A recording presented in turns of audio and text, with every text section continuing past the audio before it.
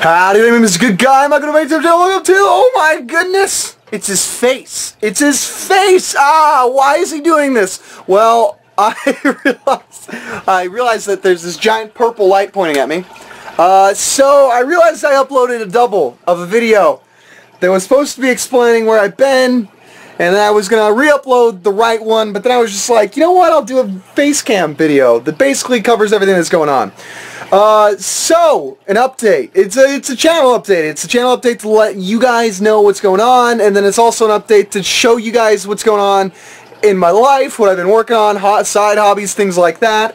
Cool stuff like that. So anyways, where the Sam Hill have I been? I've been busy, but also I've been taking kind of a break. So YouTube, and you'll hear this from a lot of YouTube creators, it's doing it every day can, especially when you're doing it by yourself every day, can be exhausting. It's very creatively draining. It's tough to do. And I definitely have been suffering from burnout. I'm going to change you guys' angle here. So I've been getting a little bit of burnout lately because I just gotten tired of doing it every single day. And it's tough for me to justify it as well because I have a real job now, not to disparage people who do YouTube, I just was never making suitable money to truly justify my hobby. And so I had to put a lot of time and effort into that. And I recently, because it was an internship, and that turned into an actual job. I was given an actual title. It's crazy. It's just like, I have a big boy job. It's just, yeah, it's super crazy. I think my official title is, I have to double check this, because I'm still getting used to it. But I believe it's performance strategist. And essentially, it's, I double check and make sure that everything is working correctly and ways to optimize things to get them to the customer. Now, I'm not going to tell you guys what the name of my business that I'm working for is, just because I'm unsure if my boss would be super pumped with me, attaching my YouTube channel to the company's image. Because although I've done a great job of cleaning up my YouTube channel recently, there's still some old stuff in there that I'm not super proud of, but I am keeping up there because I know there's a huge amount of people who really like it. So also speaking of YouTube, another reason why I've been taking a break is because YouTube is been killing itself. It's been killing its creators. It's been implementing changes that have just been sucking blood out of a lot of creators. And when the guy with the most subscribers on the internet says something about it, there's an issue. And that's the whole debacle that's going on right now. MatPat does a great video on it. I highly recommend you watch his YouTube theories because he does a great job of covering stuff. And I actually, I study a lot of the work that he does in that sort of sphere to get more information on how to make optimization of my channels. And there's been stuff that's been very, very helpful. So, yeah. But anyways, I apologize. Next year will be a new year. Optimistically, I will be able to get into it more. I'll be producing more stuff. But YouTube is going to be taking a little bit more of a backseat in my life because between Megan and I's relationship with my family, my job, and school, YouTube is definitely, it's now becoming more of a hobby space. And will it ever become a spot where it becomes a full, I'm a career and I can justify spending 24 hours a day on it? Maybe. That'd be super, super awesome. I would be absolutely incredibly pumped. I don't know. Until then, it's going to stay a hobby, which I think is good because I definitely enjoyed YouTube the most when it was a hobby. So anyways, speaking of hobbies, we're going to talk about the other things that I've been doing to try and help my creativity because I'm a very creative person by nature, which is funny because I'm a business person. I have a business degree, but I think that, this is different. Doing things, being creative helps my creativity. So anyways, we're going to cover the things that I did to be creative. For starters, we're going to start with the Hearthstone cards. So you guys know that I play a little bit of Hearthstone. And so something I got into, which some of you guys knew about, was making these 3D Hearthstone cards. So I know, I'm going to change the camera around. Oh, don't panic, guys. It's going to be, don't worry, it's going to be okay. Here we go. Whoa! Okay, I think you can see that. So this is, for those guys who aren't familiar, this is Reno Jackson from the League of Explorers. And as you can see, this Hearthstone card, it's a 3D card. So I used some magic to make it holographic, and then I cut it and layered it so that it's 3D. And that was just, oh boy, oh, I buggered it so good. Hold on. Here we go. Oh dear. Okay, there we go. Alright, so let's try it again. I don't know how much you guys can see. So, it actually looks really cool from that angle. So this is my 3D Hearthstone cards. So, this was Reno Jackson from League of Explorers with the Legend card back. Never made the Legend. Probably never will. I can't justify spending that much time on it, especially when I spend as much time as I do on my YouTube channel and other things like that. So anyways, this was, you know, one of the ones I'm most proud of. I also made Lord Draxus, if you guys are familiar, and Tyrion Fordring, and then two card backs, the Molten Core card back as well as the Legend League of Explorers card back. I think the Reno Jackson one is the one I'm most proud of. So that's cool. Next thing that I've been working on, my aquaponics setup, because you guys were very interested in the aquaponics setup. So let's go ahead. I'm going to turn on the light so you guys can see it just a touch better. So this is, of course, the aquaponics setup. So you can see in here, guys, we have all of our little fishies. So I will say the names of them. So this one right here is he is a panda molly, and they're called panda mollies because their eye. Now this one right here, these two are platies, and the silver one is actually a blue platy, blue platy, and the orange one is called a sunburst platy, and more particularly they're both wags in the platy family. Now this one right here is the silver one is called a green cory. And the cories are a type of catfish, actually. As you can see, it's got like a little whisker type thing on there. So that's a bottom feeder, which is sort of funny because the other fish saw this one feeding on the bottom and decided to copy it. So now, let's see. We have, of course, we have Chubbs, and Chubbs is a balloon molly. And now balloon mollies are just normal mollies that have a slight, that was a little gross, slight deformation, just their spine crunches up, and that's what gives them that big balloon belly. And then this one right here is the Dalmatian molly, and this, of course, is my pride and joy. This is the sea wedge, and also Mike's favorite fish, which is sort of unfair that he got both nicknames. This is what you call a dwarf fire gourami. Gouramis are labyrinth fish, and the reason why they call them labyrinth fish is because they have what's called a labyrinth organ, and that allows them to actually breathe air. Now, something else that's kind of cool about him, let's see if we can actually get him to do this, is that, so gouramis are used to living in still water, so let's see if I can actually get him to behave. I've been working on him, trying to get him to do a trick. Let's see if there's a chance that he does it. Come on, you can do it. Come on. You can do it. If you do it, I'll give you food. You know the deal. Come on. I don't think he's going to do it. I think the water's too high in here for him to really... Oh, here he goes. Hold on. Oh, he's playing with us, guys. Here we go. Come on. You know how to do it.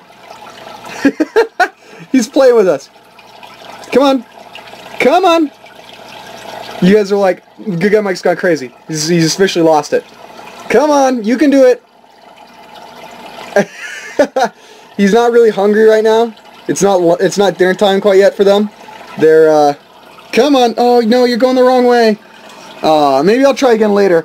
So I was teaching, I found that he spits water up at the top when I move my fingers over the top and he's hungry. And so I've been doing that, and whenever he comes up and he's hungry, I do that, and then he spits the water, and then I feed them. So I've been trying to, through that method, train them. For those guys, of course, who aren't familiar with fish, fish have very small brains and very short memories, so they forget quickly. And you guys are probably also wondering why the tank is super murky right now compared to what it used to be, and that's just because I just did a water change and I siphoned out some of the gravel, which kicks up a bit of murk in there, and so I add a clarifier in there that clouds up and attaches to all like the very small particles in the water, and then it gets sucked up and filtered out through the filter. Let's try one more time. Come on. Come on. Oh, come on, Gourami. You can do it. Come on, you sea wench. Oh, hail the sea wench. No, no. But I love him because he has this little, if you can see, he has those little catfish type things in front of him that he uses to feel around. He actually, as you can see on the top there, he has a little bit of a spot where it's like scales are sort of funky, and that was actually because when I first got him, I had another gourami that was a blue gourami, and it wasn't a dwarf gourami, and the larger gouramis are more aggressive, and it actually attacked him to the point where it pretty well shredded his bottom fin, and he was super weak swimming, and so I ended up returning the blue gourami, which I wasn't super happy about, because at the time it was my favorite, the blue gourami was my favorite fish, but this guy was only fair if I kept him. So I took care of him, and then he got stuck underneath the bubbler back there when it was behind the little waterfall that they got going, and it scratched up his fin. I thought he was dead, and I went to take him out, and he jumped back up, and so I ended up treating him for fin loss or scale loss, and now he's doing a lot better. So that's the gourami. Okay, so that's one of my. There we go. That's one of the hobbies that was the one that you guys. All right, I totally got sidetracked. I didn't cover at all how it works. Okay, so this is my basil, and this stuff on this side over here, this right side, this is all sweet basil. It's a larger leaf, as you can see. This is that classic basil that you guys probably know the most. This is what you when you go and buy like a bunch of basil, like a plant. At the store, this is usually what it is. And this stuff on the left, the smaller stuff, is called globe basil. And this is a smaller leaf, and it's like a spicier leaf. So as you can see right here, there's a bunch of it. I trim it about, and it's actually, you can see like this one's doing really well. I trim it once a week. I trim it on the weekends. Saturday is my tank work day. Usually I didn't get the water change done, so I did the watering change done today, and today's not Saturday. This one back here is not doing super well, which I think it's just because it's being blocked out by the other one, so maybe I'll take this out and plant it in another spot. I also have another aquaponics setup starting in the other room. So what's in here is it's actually really swampy. I think I need to actually empty out this, unplant everything, clean out this whole setup, and then retry it. So I have an untraditional setup. Usually what they use is called an ebb and flow, which is where you have a bell siphon in here that's capped up, so the water comes up to a certain point, and then it activates the siphon, and the siphon drains it all the way out so that this thing's dry. And it does that a couple times an hour. I have a modified method that's easier for me. It's called like a soaker method, and that's this pump right here. This is continuously pumping water into the tank, and then let's see if we can get a good angle of it. You can see that the water is flowing out of the bottom of the tank, or the bottom of the grow box, from these holes that I dug and I drilled in the bottom of the grow box. And this plastic here is just to keep the water from splashing up, just sitting up on some PVC pipe. Same with the light. But the issue is that this is like, because I've had it around for a while, you can see that there's water like right at the top, which is not super awesome for the plants, which actually might be another issue why these are starting to look a little bit not so great. It's still all a lot of trial and error. I would be really upset if I killed this whole plant setup, because they don't really sell basil during the winter, and it is winter in Montana right now. In fact, it's so much winter that I could show you out my window if it was light, and you guys would be impressed by the amount of snow that's on the ground. And then finally, the light that I have for it. So this is a particular LED light. This has been specifically categorized to produce only the wavelengths that plants absorb. So fun fact, the reason why leaves are green is because the chlorophyll in them absorbs all other wavelengths of light except for green light, which it reflects. And that's why the light comes down, it absorbs every spectrum of light. Because a quick science lesson is that this white light is actually every single type of color. That's why if you shine it through like a piece of glass, you get that rainbow effect, or through water, you get that rainbow effect. It's spreading out the spectrums, right? So this white light comes down and hits this. This absorbs the reds and the blues and reflects out the greens. So what this light does is it only produces reds and blues at certain wavelengths that are most beneficial for plant growth. So if we turn this on, this is going to be crazy looking. So it'll just look super bright, but as you can see, it's super like purple, red, and it turns all the plants a different color because it's, it's producing all the light. And as you can see, this one back here, the one that's all wilted looking, I think it's just because these have really fanned out because of the way I've been trimming them to try and get rid of the backside, but get them to fan out more, and now they're hogging all the light. So this guy's getting a little wimpy. Okay, so that's the aquaponics setup. I'm going to actually turn this back off. Okay, now the other The other hobby I've been dabbling into is actually building a personal arcade. And how I'm building a personal arcade is I'm going to be using a Raspberry Pi, which actually I have right here. Let me go ahead and flip this around. You guys are going to see my horribly messy desk. I apologize. This is, they say that the mind of or the desk of a creator is incredibly messy. This is actually Megan's. So this is the Raspberry Pi. And this is a little microcomputer. Runs about 1.5 gigahertz. It has about 500 megabytes of RAM, and then this is just a playing controller that I have for it. So I loaded up what's called RetroPie on there, and then I got that to run. You know what? I could actually. I guess you want a demo real quick? Why the heck not? Hold on, you guys have been good. Listen, if you guys have made it to this point, why not? Right? And I will put you in front of my cookies and eggnog. I was about to have some cookies and eggnog, but then I was like, you know what? I gotta get that video out because you guys are worth it. Okay, so I just gotta plug this in. As you can see, the little computer, the lights start whirling and buzzing. Okay, now I just need to turn on my TV. Okay, so this is gonna try and pop onto first my my computer screen. Okay, so let's go. No, it's in Spanish at the moment. HDMI 2. Okay, so here we go. So this is, as you can see, the programs are running on here right now. It's just starting up, booting up because it hasn't booted up in a little bit. Now, I'm going to, this has been basically, I've been doing different proofs of concept before I bought the buttons and stuff like that. Essentially, how a mini arcade works in this sense is, there we go, is that you build, so I have the hardware, right? And then I have a screen out there that I'm going to use. It's just a 17-inch old LCD screen. And then these are the different games we have on here. So we have the Sega Genesis, or the Sega Mega Drive with, Dinosaurs for Hire. Let's see. So let's see. Let's just do Aliens. I'll show you real quick. So this is actually MAME, which is MAME is Multiple Arcade Machine something emulator. There we go. So this is a classic arcade game, and this is the old Aliens like arcade shooter sort of deal. Super cool. Played it a little bit as a kid, and thought of it and was like, oh, you know what, I should get that on here. So I'm gonna build. Essentially, I have all the hardware done for it ready now. I'm gonna go ahead and click the start. So this is the classic arcade game that probably none of you guys have ever heard of, Aliens.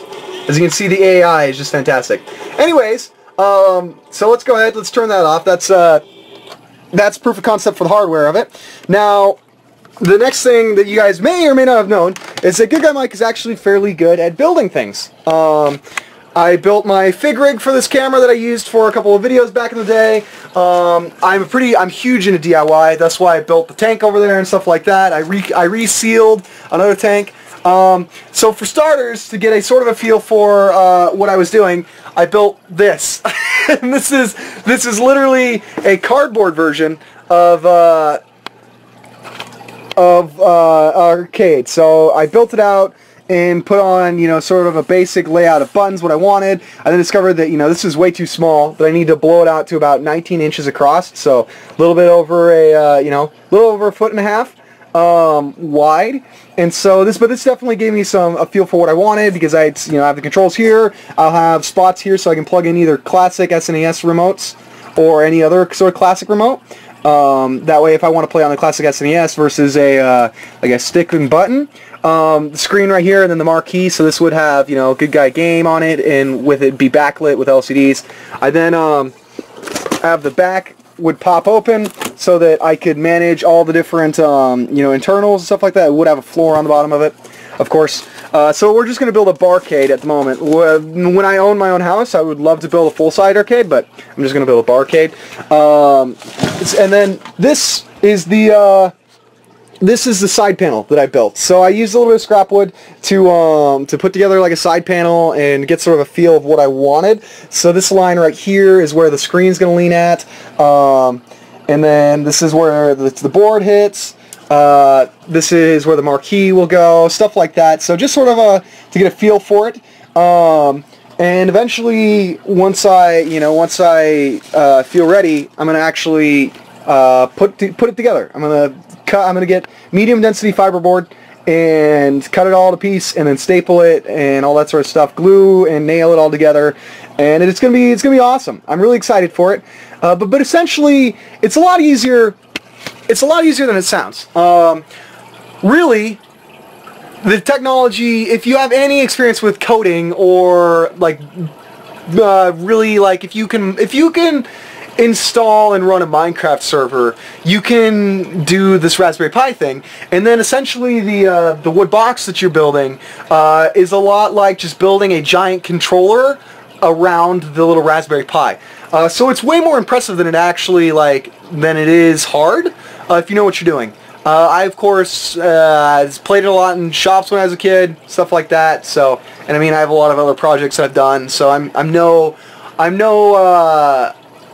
noob when it comes to learning new things and doing research for projects and stuff like that. So, anyways, I think that's all my projects really. I mean, I've told you guys all my spray paint stuff that I've done in the past, which I'm still doing. I do a lot of other small things, but those were like the 3 big things that I've been doing lately to try and get a little bit more creativity flowing in my veins. Anyways, if you stuck all the way through to here, congratulations and thank you. I appreciate it. And I am super sorry. I'm super sorry that it's taken me so long to get me to this point. Yeah, I've just been crazy busy and I've been stressed out, and I needed a little bit of a break. Not from you guys, because I absolutely love you guys and you have made everything so much fun, and the reason why I've done YouTube so long is because of you guys, the community that's spread it up, and I love it. And you guys deserve a better leader than myself. So thank you so much for choosing to follow along. You guys keep being good guys, and I will see you in the next one. Take it easy. Bye-bye.